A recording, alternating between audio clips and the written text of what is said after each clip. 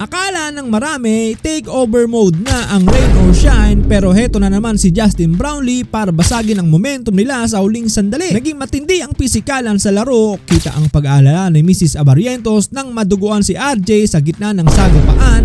Sa kabila ng matinding pressure, magawa kaya makuha ng Ginebra ang mahalagang panalo para bumawi sa series. Pero bago yan, huwag kalimutan mag-follow, mag-subscribe sa ating channel para lagi kang updated sa mga PBA action. Grabe ang pasabog sa opening quarter, hindi nagpatumpik-tumpik pa si RJ Abarrientos, agad na nagpakawala ng nakakangilong top of the key triple para buksan ang aksyon. Pero sagot agad ang kabilang kampo na si Adrian Nocum na sunod-sunod na 9 points ang ibinida. Parang walang balak magpreno, hindi nagpatinag ang barangay, binasag ang momentum ni Nocum sa pamamagitan ng malamig na baseline jumper ni Scottie Thompson na sinundan pa ng ikalawang tres ni Abarrientos. Under 5 minutes, uminit na rin ang kamay ni Justin Brownlee matapos ilubog ang isang wing 3-pointer. Nagpakitang gilas ang BPC candidate na si Abarrientos, kumana ng 5 straight points para umabot na sa 11 points ang kanyang ambag at bawi ng lamang para sa Gin Kings, 22-15. Habang nananatiling maalat ang shooting ni Jalen Johnson, kabaligtaran naman ito ni Justin Brownlee na nag-take over ng opensa. Hawak na niya ang 13 points kabilang isang malupit na end-one mid-range jumper. Hindi pa nakontento nang mabulunan ang opensa ng rain or shine, rumes back off the bench si Jeremiah Gray ng isang corner triple ang kanyang pinukol para itulak ang barangay sa 13-point lead, 26-13. Sa isang mainit na second quarter, tuluyan nang ipinamalas ng Gin Kings ang kanilang bagsik para iwanan ang rain or shine sa ere. Umabot sa 17 points ang bentahe ng Ginebra bago itong bahagyang naputol ng tres ni Mike Malonzo. Di nagpatinag ang rain or shine, lalo nang nagparamdam sa wakas si Jalen Johnson na nagpasiklab ng 9-0 run para sa Elasto Painters. Pero gaya ng inaasahan, nariyan ang laging maaasahan na si Justin Brownlee sa kanyang signature wing 3-pointer at napakagandang step back through kontra kay Manaytay. Ramdam na ramdam ang dominance ni JB.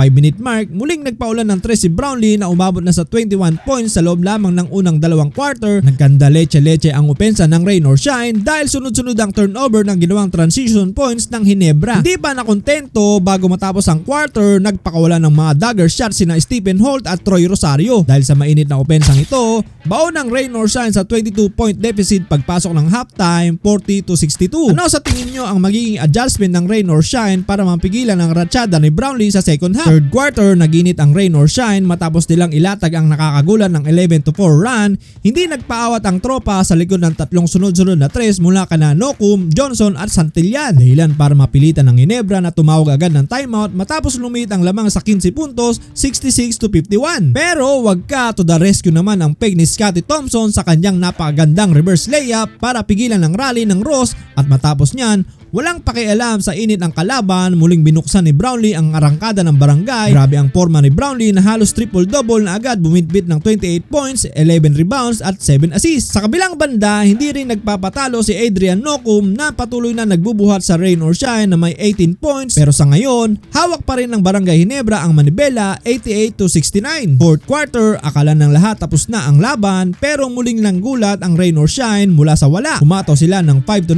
run para digitan ang Ginebra sa 14 points na lang. Hindi nagpaawat ang The Tower of Power, pinutol ni Japet Aguilar ang momentum ng Elasto Painters gamit ang isang malupit na putback at sinundan ng isang naglalagablab ng alley-oop dunk mula kay RJ Abarrientos. Takeover mode na si Japet sa quarter na to, double-double agad na may 12 points at 12 rebounds. Nagkaroon ng kontrobersyal sa ilalim ng 5 minuto, duguan ng ilong ni RJ Abarrientos matapos araruhin ni Jonard Clarito. Swerte ang rain or shine dahil walang tumawag ng offensive foul at ubos na ang challenge ng Gin Kings. Kitang-kita ang pag-alala sa mukha ng partner ni RJ sa sideline. Hindi biro ang nangyayari. Hindi pa doon natapos ang malas ng Ginebra. May naramdaman na naman si Justin Brownlee, isang bagay na kinabahan ng bawat fan ng barangay. Dahil dito, dahan-dahan kinakain ng rain or shine ang lamang hanggang sa maging single digit na lang ang abot. Sa huling minuto, pasabog ng tres si Jalen Johnson, natunaw ang lamang sa apat, 101-97. Napilitan si Coach Tim Cone na ipasok sina RJ at Brownlee kahit injured para sagipin ang laro. Sa isang crucial play, libre si Troy Rosario para for the win na tirada sa uli, nananatiling matatag ang Barangay Ginebra at nasungkit ang panalo 105-99.